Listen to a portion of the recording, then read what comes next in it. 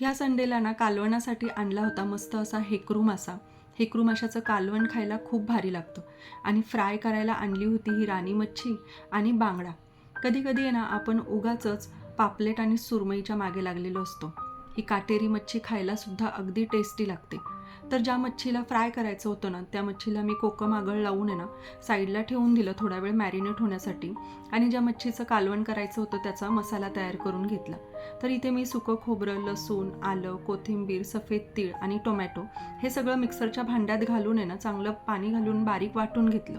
त्यानंतर एका कढईमध्ये तेल घातलं, त्यामध्ये एक कांदा, एक टोमॅटो, मच्छीचा मसाला म्हणजे मालवणी मसाला, हळद, थोडीशी कोथिंबीर आणि मीठ घातलं आणि टोमॅटो मऊ होईपर्यंत हे सगळं परतवून घेतलं. त्यानंतर याच्यामध्ये जो वाटलेला मसाला होता तो टाकला.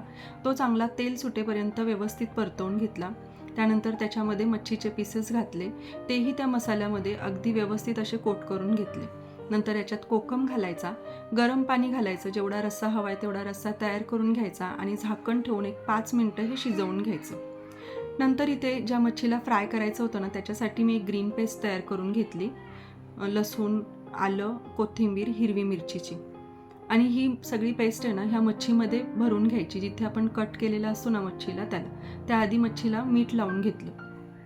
नंतर एका प्लेटमध्ये मी मच्छीचा मसाला, हळद, तांदळाचं पीठ, मीठ आणि बारीक रवा एकत्र तयार करून घेतला.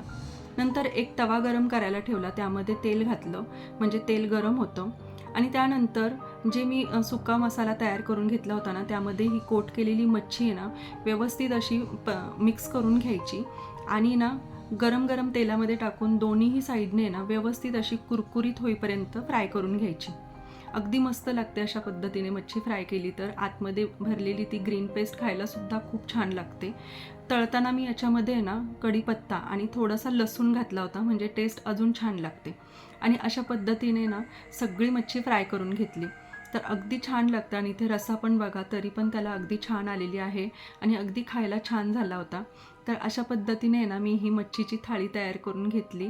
खूप भारी लागत होती खायला. तुम्हीसुद्धा अशा पद्धतीने बनवून बघा. आणि जर ही रेसिपी आवडली, व्हिडिओ आवडला तर लाईक आणि शेअर करायला विसरू नका आणि चॅनलला सुद्धा सबस्क्राईब करा. बाय.